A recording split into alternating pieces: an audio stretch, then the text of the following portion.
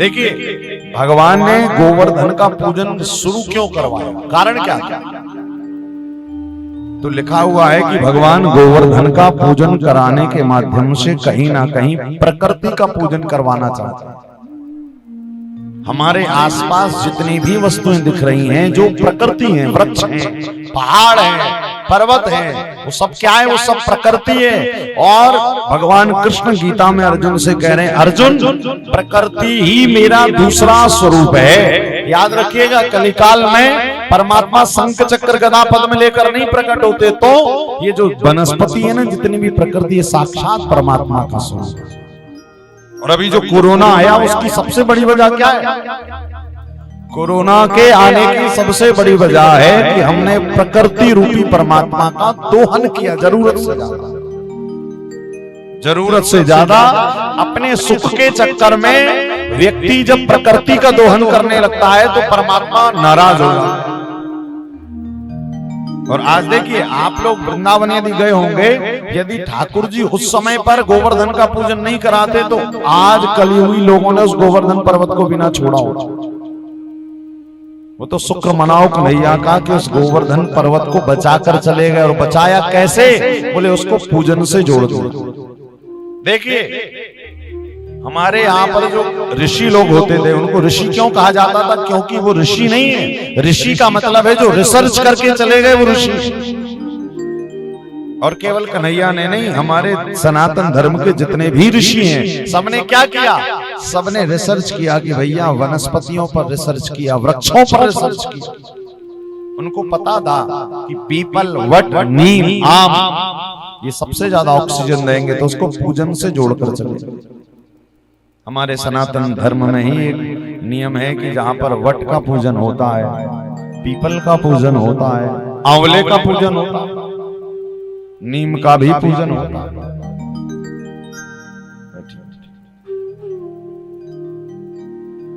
तो गोवर्धन पूजन का मतलब है, गोवर्धन पूजन का मतलब है साक्षात प्रकृति का पूजन। और गोवर्धन कौन है? भागवत में लिखा है कि गोवर्धने धृते शैल आसाराद रक्षिते व्रज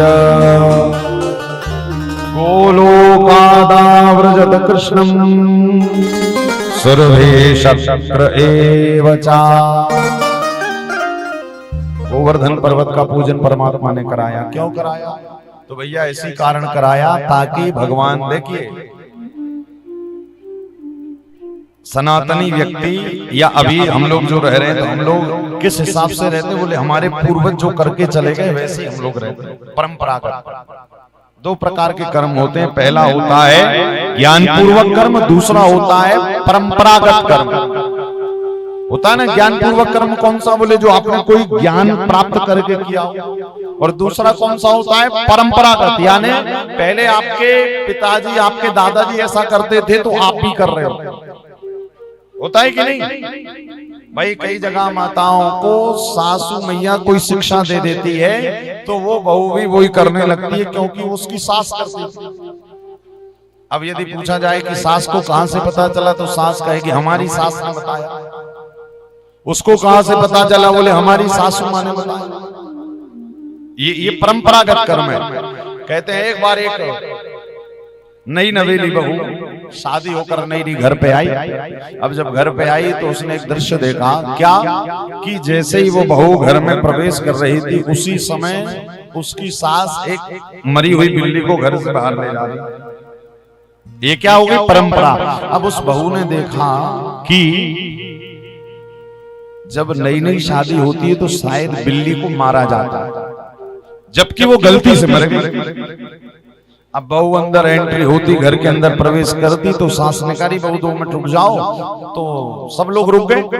तो क्या हुआ? उसी समय अंदर से सास एक मरी हुई बिल्ली लाई और उसको बाहर ले गई। तो बहू के मन में ये बात बैठ गई कि शायद जब कोई नई नवेली दुल्हन घर में आती तो एक बिल्ली को मारा जाता और मरी हुई बिल्ली बाहर निकाली जाती, तब फिर बहू घर में प्रवेश करती।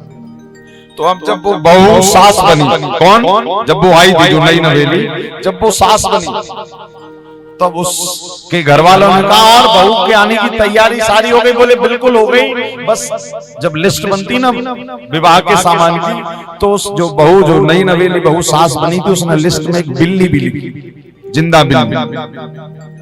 तो अब उसका पति जब मार्केट गया बाजार लेने, तो सब जगह पूछा, बोले जिंदा बिल्ली है क्या? बोले ये तो है।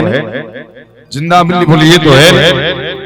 पूरे जगह बोले सब तो मिल गया किंतु बिल्ली नहीं मिली। बोले वो आपको नहीं मिलेगी, वो मैं व्यवस्था कर लूंगा। अब उसने कहीं से जिंदा बिल्ली पकड़ी, रखी रही एक टोकने में ढाक कर। क्यों?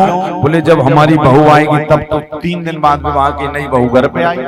अब जब घर पे आई तो सब तैयारी हो गई। बोले आ जाए बहू अंदर। बोले रुक जाओ, उससे कहना 5 मिनट वहीं खड़ी रहे। क्यों? क्योंकि इसको पता था कि मेरी सास ने भी जब मैं अंदर आ रही थी उसी समय मारकर बाहर ले गई थी बिल्ली। तो उसने भी क्या किया? बोले बहू से करो जब 5 मिनट बाहर खड़ी रहे। अब बहू रानी खड़ी है, तो इसने भी बिल्ली को निकाला, जैसे तैसे उसको मारा, और वही बहू के सामने फिर वो बिल्ली बाहर ले जा रहे दिखाते हुए उसको। तो वो जो नई नवेली आ रही है उसको लगा अच्छा जब कोई नई नवेली बहू आती है तो बिल्ली मारी जाती। तो ये क्या हो गया? परंपरागत कर्म हो गया। यानी हमें कुछ अता पता नहीं कि हम कर क्यों रहे हैं, बस हमारे पूर्वजों ने किया तो हम कर रहे हैं। तो ठीक इसी प्रकार आज से 5,500 वर्ष पहले परमात्मा गोवर्धन का पूजन क्यों करा के गए? क्योंकि भगवान को पता है कि यदि, क्योंकि भगवान कृष्ण भगवान है, और हम लोग क्या करते हैं कि श्रेष्ठ व्यक्ति जीवन में यदि कुछ अच्छा काम करता है तो हम भी उसके जैसा बनने का प्रयास करते हैं। भाई देखो, समाज में 2 तरह के लोग होते हैं। एक तो वो होते हैं जो अच्छों को देखकर अच्छा बनने का प्रयास करते हैं, होता है कि नहीं होता? अच्छे लोगों को देखकर अच्छा बनने का प्रयास करते हैं। और दूसरे कौन होते हैं? दूसरे वो होते हैं जो बुरों को देखकर बुरा बनने का प्रयास करते हैं। और कलयुग में व्यक्ति अच्छों की संगत कम करते हैं, अच्छा बनने का प्रयास कम करते हैं, और बुराई को देखकर 2 सेकंड नहीं लगता और वैसा बनने का प्रयास करने लगते हैं। आज हमारे देश की यही गतिमति तो हुई नहीं।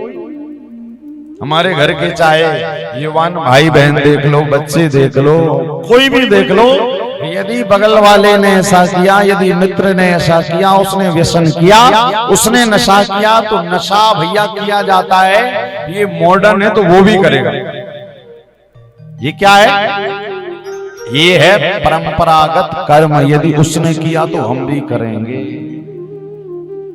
वो कहते हैं ना, यदि एक कुएं में कूदेगा तो दूसरा भी कूदने जाएगा, भले हाथ पैर टूट जाए किंतु कूदेगा जरूर। और दूसरा क्या है? दूसरा है ज्ञान कर्म। कभी भी कोई भी काम करने से पहले सोचिए कि हम ये करें तो करें क्या, इसके करने से हमें मिलेगा क्या। जैसे अभी हमने बताया ना वो बिल्ली वाली कहानी, तो एक भी सास ने सोचा नहीं कि ऐसा हो क्यों रहा है। उसने सोचा, उसने किया तो हमने किया, उसने, धीरे धीरे परंपरा बन जाती।